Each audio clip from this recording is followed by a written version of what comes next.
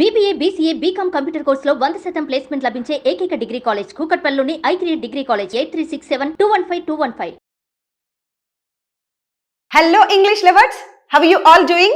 Welcome to Pragna's online English classes. Hope all you people are doing great. So friends, I'm in front of you with a new concept.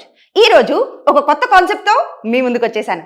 అయితే before learning that concept, ఆ concept నేర్చుకునే ముందుగా let's start our class with a wonderful quote. ఒక అద్భుతమైన quotation తో మన class ని start చేస్తాం. Because we are all human beings.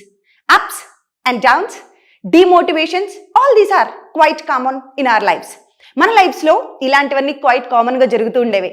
మరి అలాంటప్పుడు ఒక మాట మనసుని మారుస్తుంది, అలాంటప్పుడు ఒక మాట మనిషిని మారుస్తుంది కదా. అలాంటి ఒక అందమైన మాట మీకోసం. Everyday is a chance to learn. ప్రతిరోజు మనం నేర్చుకోవడానికి ఒక అద్భుతమైన ఛాన్స్ అంట.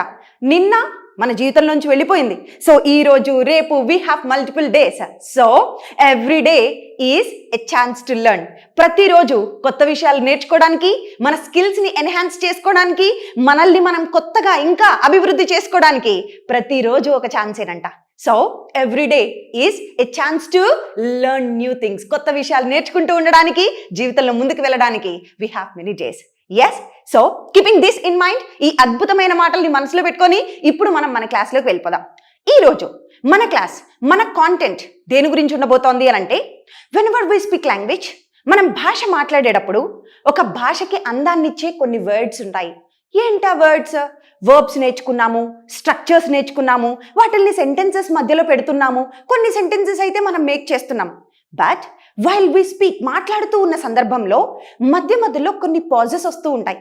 ఈ కొన్ని పాజెస్ని మనం తొలగించుకోవాలంటే, ఈ పాజెస్ని బ్రేక్ చేసేయాలి అనంటే, లాంగ్వేజ్ ఫ్లో అలా వెళ్ళిపోతూ ఉండాలంటే కొన్ని లింక్ వర్డ్స్ అనేవి ఉంటాయి, లేదా కొన్ని కాన్వర్జేషనల్ ట్యాగ్స్ అంటూ ఉంటారు వీటిల్ని. చూడండి, మనం మాట్లాడుతూ నాకు తెలిసి అంటాం. మాట్లాడుతూ మధ్యలో నాకు తెలిసినంత వరకు అనాలి. మాట్లాడుతూ చూడు ఇలా అనాలి. అంటే ఇలా మధ్య మధ్యలో యూజ్ చేసే వాటిని ఏమంటాము? లింక్ వర్డ్స్ అంటూ ఉంటాం. కొంతమంది దీన్నే కాన్వర్జేషనల్ ట్యాగ్స్ అంటారు. కాన్వర్జేషన్ మధ్యలో యూజ్ చేస్తున్న కొన్ని ట్యాగ్స్. అయితే మరి ఇవి ఎలా ఉంటాయి? ఇలాంటి ఉన్నప్పుడు మన భాష చాలా అందంగా ఉంటుందండి, చాలా ఫ్లవరీగా ఉంటుంది. So in order to make your language appear more flowery, you should know some tags, you should know some link words.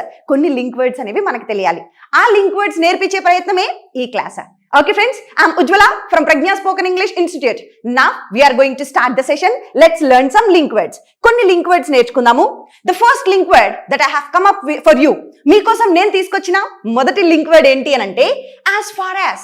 మనం చాలా సందర్భాల్లో అంటాం, నాకు తెలిసినంత వరకు, నాకు గుర్తున్నంత వరకు, ఇలా వరకు అంటాం కదా. ఇలా వరకు అన్నప్పుడు మనం చెప్పాల్సిన మాట ఏంటి అని అంటే as far as. As far as. ఇప్పుడు దీనికోసం కొన్ని ఎగ్జాంపుల్స్ చెప్తాను చూడండి. నాకు తెలిసినంత వరకు అతను ఈ కాంపిటీషన్లో కంపీట్ చేయబోట్లేదు. నాకు తెలిసినంత వరకు, అప్పుడు నేను ఎలా చెప్తాను?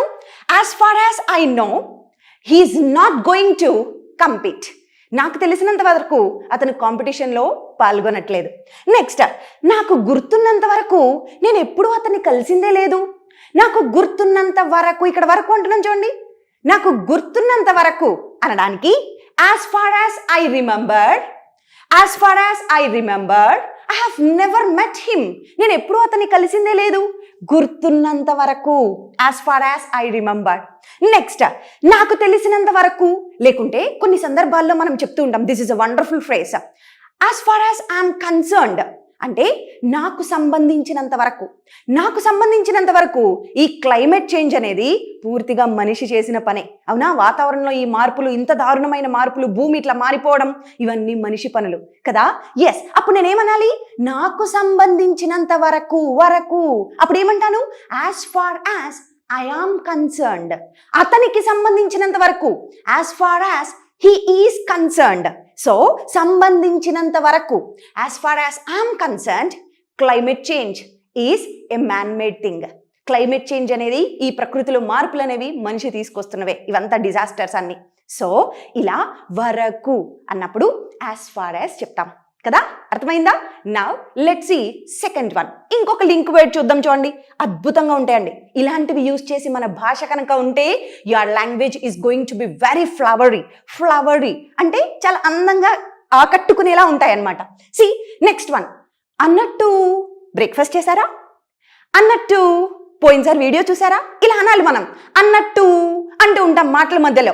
ఇలా అన్నట్టు అనడానికి ఇంగ్లీష్లో ఏం చెప్పాలి? బై ద వే అంటే అన్నట్టు. By the way, have you completed your project? అన్నట్టు మీ ప్రాజెక్ట్ కంప్లీట్ చేసేసారా అన్నట్టు. Next, by the way how is your father doing? By the way అన్నట్టు నాన్నగారు ఎలా ఉన్నారు అనాలి. By the way how is your father doing? Next, అన్నట్టు మీరు నేర్చుకోవడానికి రెడీగా ఉన్నారా అన్నట్టు. By the way are you ready to learn? Yes, ఇలా అన్నట్టు అనాలంటే మనం ఇంగ్లీష్లో బై ద వే అనేది యూజ్ చేస్తూ ఉంటాం. ఓకే, నెక్స్ట్ ఇంకొక అద్భుతమైన మాట చెప్తాను చూడండి ఈ జనరేషన్ వాళ్ళ కోసం. బీ డయింగ్ టు అనేది ఎప్పుడు యూజ్ చేస్తానంటే, నేను ఒక విషయానికి పరితపించిపోతున్నాను, అసలు పిచ్చి పట్టేస్తాను, పరితపించిపోతున్నాను అని చెప్పినప్పుడు మనం చెప్పాల్సిన మాట బీ డయింగ్ టు. చూడండి కొన్ని ఎగ్జాంపుల్స్ చూద్దాం. నేను మిమ్మల్ని కలవడానికి పరితపించిపోతున్నాను. I'm dying to meet you. మిమ్మల్ని కలవాలని పరితపించిపోతున్నా. I'm dying to meet you. Next, అతను ఆమెతో మాట్లాడడానికి పరితపించిపోతున్నాడు. He was dying to talk to her. అతను ఆమెతో మాట్లాడడానికి పరితపిస్తున్నాడు. పరితపించు అనేది వచ్చినప్పుడు dying to, be dying to అనేది యూజ్ చేస్తాం. నెక్స్ట్ ఒక్కసారి ఇంకొక చిన్న లింక్ వర్డ్ చూద్దాం. చూడండి, అయిందేదో అయిపోయింది, ఇప్పటికైనా మనం కొత్త కెరియర్ని స్టార్ట్ చేద్దాం. అయిందేదో అయిపోయింది, అయిపోయిందేదో అయిపోయింది అన్నప్పుడు మనం యూజ్ చేయాల్సింది ఇనఫ్ ఈస్ ఇనఫ్. అయిందేదో అయిపోయింది. చూడండి ఎలా చెప్పచ్చు? Enough is enough, I won't be quiet anymore. అయిందేదో అయిపోయింది, ఇంకా నేను సైలెంట్గా ఉండబోట్లేదు, వెళ్ళి చెప్పేస్తాను. ఓకే, అయిందేదో అయిపోయింది, ఇనఫ్ ఈజ్ ఇనఫ్. నెక్స్ట్, అయిందేదో అయిపోయింది, ఇప్పుడు నేను విషయాన్ని రివీల్ చేసేస్తాను. Enough is enough, I'm going to reveal the matter. అంటే అయిందేదో అయిపోయింది అన్నప్పుడు ఇనఫ్ ఈజ్ ఇనఫ్ అనేది యూజ్ చేస్తాం.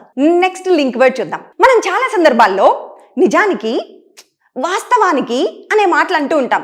నిజానికి, వాస్తవానికి ఇలా అనాలంటే ఆనెస్ట్లీ స్పీకింగ్, ఫ్రాంక్లీ స్పీకింగ్ లేదా టు బి ఆనెస్ట్ ఇలాంటి మాటలు చెప్తూ ఉంటాం.